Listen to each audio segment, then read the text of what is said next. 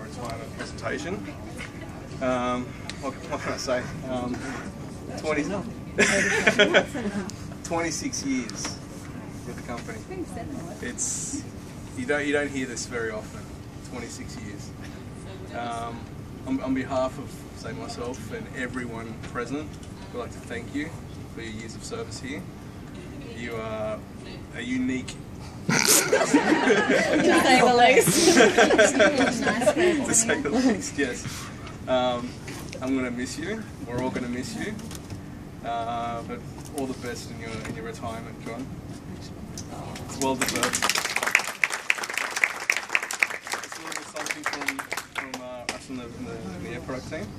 From everybody. From everyone. John Place would like to say a few words as well.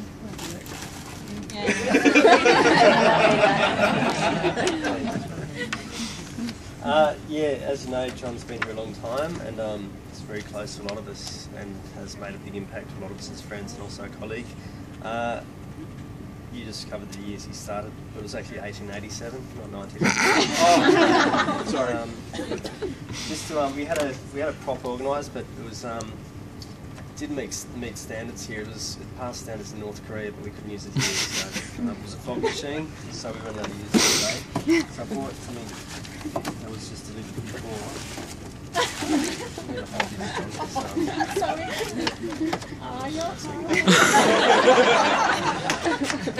Come out the epic!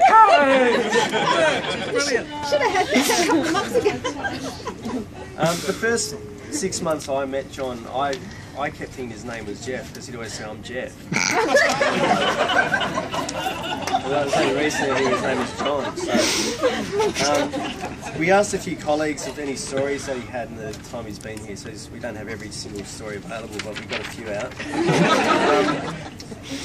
John and a colleague, Chris Callis, a few years ago. For those who don't know Chris Callis, just think of Basil Fawlty, because his character was based on his life, I think. They were in North Sydney rushing down to the train and made it to the station, rushed downstairs just to make the train as the doors were closing. As they sat down, the train reversed into the tunnel, where it remained for half an hour, and it was in the middle of winter, so all the power had been turned off in the train.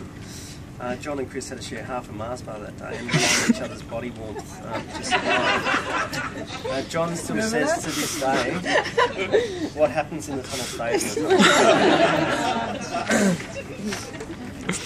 Also, another story with Chris Callis. John and Chris were heading home, and John offered Chris a lift home in his car. It was a hot day this day, and John put all the windows down as they set off. As they drove off, John decided to put the air conditioning on and put up the windows, not realising that Chris Callis had his hand in the gutter of the car, closing his car in the gutter, so Chris was driving along screaming and John couldn't hear him. And thirdly, the old compactors that we used to have, like the storage compactors, John was accessing some old files, but he didn't realise that on the other side was Julie Demevsky, and she got crushed in the compactors. We will miss John's thought-provoking conversations in the kitchen and his sharp wit, only to compare that of Oscar Wilde. For those who don't remember Oscar, he was one of the office boys some years ago who lost his job wasting time by constantly writing poems on the back of the cubicle doors in the men's and ladies' toilets back in 1891. We wish John well with his future travels and life in Sydney. Rest assured, John, that you'll always have a base in Sydney with many friends to freeload off. And there's an old saying that comes to mind. It's that true friends are like the stars. You may not see them, but they're always there. So, on the darkest nights is when they shine brightest, John. So yeah, you'll be missed here, but hopefully we'll see you outside of it and catch up, as I say, when you come to Sydney. I've got a lot more, but you can read through these later. So, all the best, John, and miss you.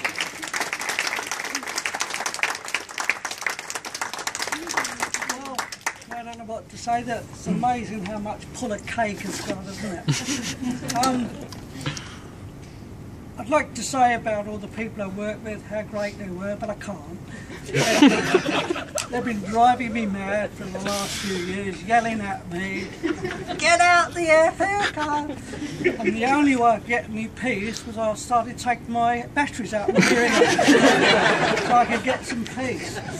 And anyway, what I talking about is, I'm not going to talk about the good old days and all that lot of rubbish, because today is the good day, old days for some people today, so things are changing all the time. But what I'd like to do is, I'd like to show you some funny things that did happen, which was Carly. Not me. Oh no.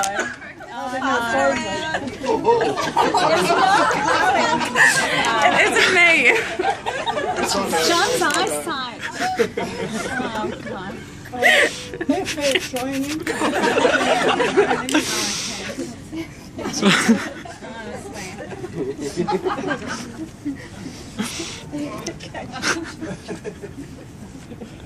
This one's is the two girls arguing in the meeting. Yeah. It's his idea, not mine.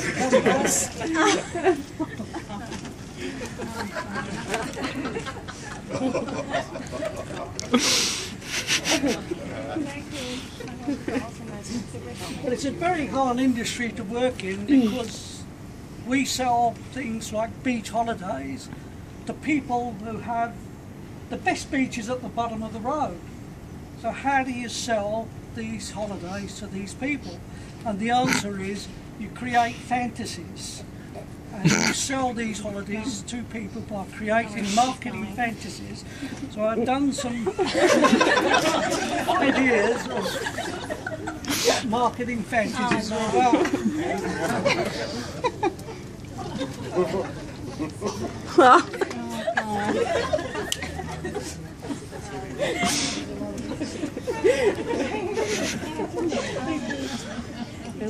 But one of my friends saw that, and she's a bit of an animal liberationist, and she said, you know, the pig wrestling for men, what about the pigs that I enjoy it? And I said, yes, we do. And the second thing is I'd like to do is some of the things that we go through with passengers, that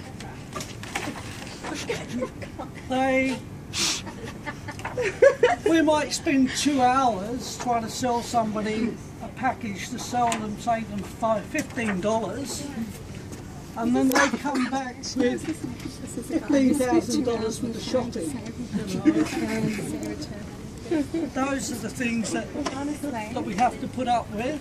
And here's the last one, which is, oh, that was an invention of mine at a meeting. It's actually a pie chart of procrastination. I didn't appreciate that, and I've never been invited back. And the last one is the things that we don't show the passengers. The things that happen to them.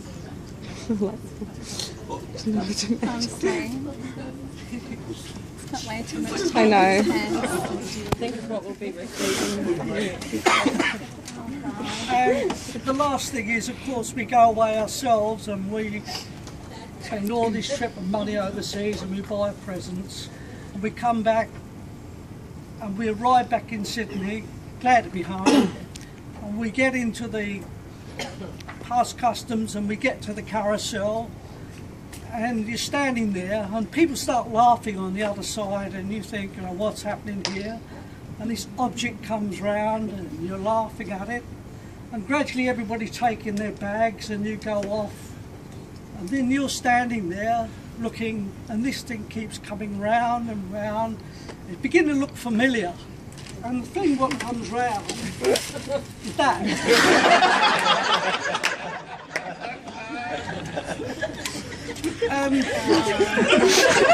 You know, you pick it up, sure enough it's yours. And you go to customs, and they put you straight there because you say, I've got any bags? And you say to the customs officer, you know, he says, the first thing you say to you, he says, did you pack it yourself? Have you got any wooden things or seeds or anything in there, you know? And that's the life of travel. And it's been good fun, and thank you for everybody. I've really enjoyed all the times with you. I've had great laughs. Thank you.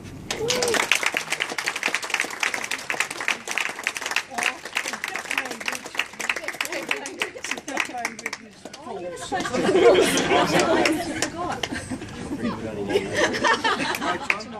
part. I'm going to cut the cake.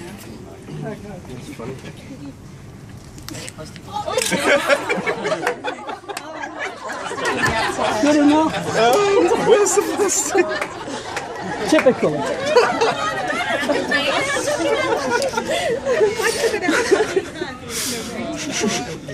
Who's going to be mummy? Marina. Marina be mummy. Mummy. I'm Mummy. What are you going to be?